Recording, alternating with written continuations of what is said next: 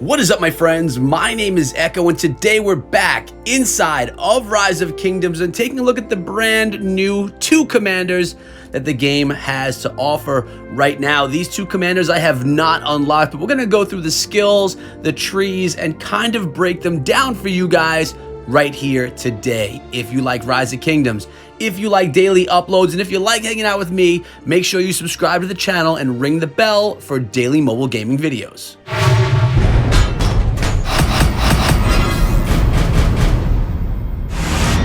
Takeda Shingen is the first commander that we're looking at today from Japan, the Tiger of Kai, a cavalry, versatility, and mobility commander. One that, well, we're probably going to want to get our hands on inside of the game. Of course, we are looking at legendary commanders here. It seems like all of the new commanders coming out inside of Rise of Kingdoms have been of legendary status in the most recent months. We're going to go right now and check out the skills of this commander, break it down a little bit for you so that you can know what to expect if you happen to unlock either of the 2 commanders we're looking at here today. If you guys are wondering where my face is, why my voice sounds differently, well, computer problems are what came to be, so I had to do this in a different format than I typically do. We're working on it, and I'm actually in the process of building a brand new rig, which is going to be completely insane and going to be able to bring my production quality up even better than it typically is. So I'm excited about that. But back to the commander, Fierce as the Fire, which is an active skill. Debuffs an enemy single target for 4 seconds. Each time this target receives a normal attack, there's a 50% chance to receive an extra 20% normal attack damage. This effect can only trigger once every 2 seconds, and you can see the preview goes from 20% all the way to 50%. Not a bad starting skill. Now we have Swift as the Wind, the passive skill. Increases cavalry units attack by 10% and grants normal attacks 10% chance to increase march speed by 10% for 3 seconds. And you can see the preview of the cavalry attack bonus and the march speed bonus going up to a relative 40 and a 30% bonus, which is pretty sweet. Gentle as the Forest is a passive skill for 4 seconds. After using Fierce as the Fire, heals a portion of slightly wounded units, healing factor of 100 every second. When the army led by this commander contains only cavalry units, increase defense by 20%. That's not bad. I love healing commanders. They help when you're going out for barbarians. They help when you're going out on attacks. It really works out nicely when you could heal up a little bit during the attack itself. Cavalry defense bonus goes from 20% all the way to 40, while the healing factor starts at 100 and moves its way up to 250 at max. The 4th skill is the Immovable as the Mountain passive skill. Skill damage against troops led by this commander is reduced by 1%. When taking damage, there's a 10% chance to reduce normal attack damage taken and counter attack damage taken by 5% for 3 seconds. There's a little preview here of 3 different elements of this attack or of this skill.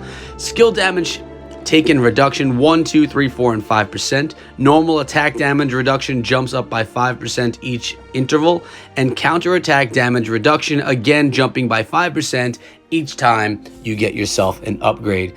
And then we have the new skill, the Koshu Ryu Gungaku, which I completely butchered. I'm sorry guys for the reading ability of some of these names. Passive skill, deal an extra 30% normal attack damage to enemies who've been debuffed by Fierce as the Fire. So what do you think of this new commander? Do you think that this commander has what it takes to take the place of other cavalry commanders? One like possibly a Cao Cao that is a longtime favorite of mine especially.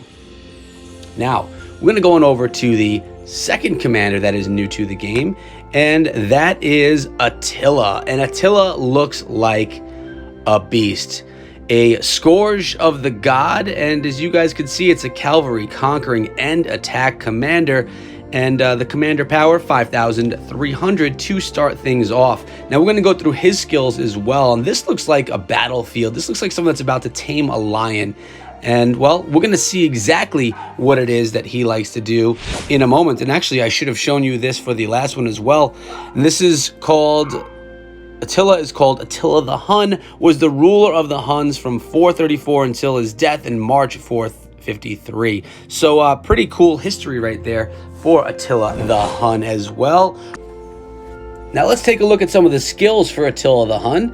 We have an active skill, rage requirement of 1000. For the next 4 seconds, increases normal attack damage and counterattack damage by 10%, and normal attacks have a 50% chance to reduce enemy attack by 20% for 2 seconds. The preview, normal attack damage bonus goes from 10% all the way up to 30%, counterattack also from 10 to 30, and enemy attack reduction from 20% straight on up to 50%. Moving on to the Siege of Constantinople.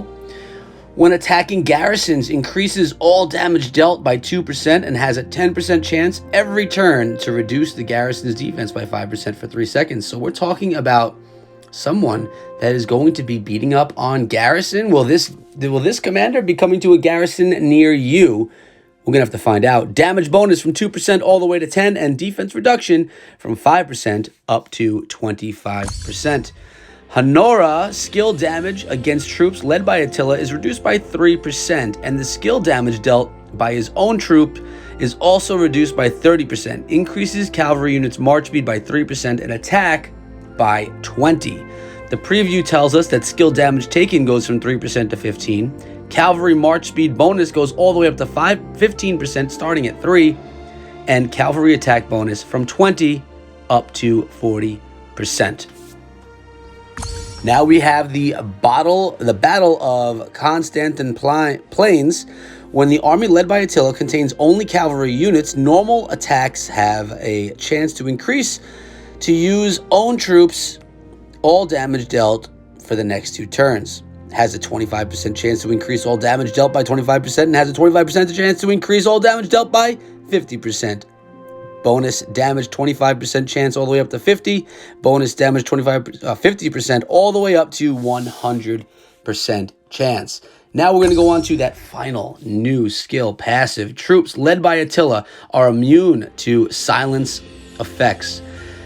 Against enemy troops with less than 50% strength, increases damage dealt by 20%, increases march speed by 50%, and for 3 seconds after leaving a battle. Now that skill right there has a lot of value. I mean, we're getting a march speed increase by 50%.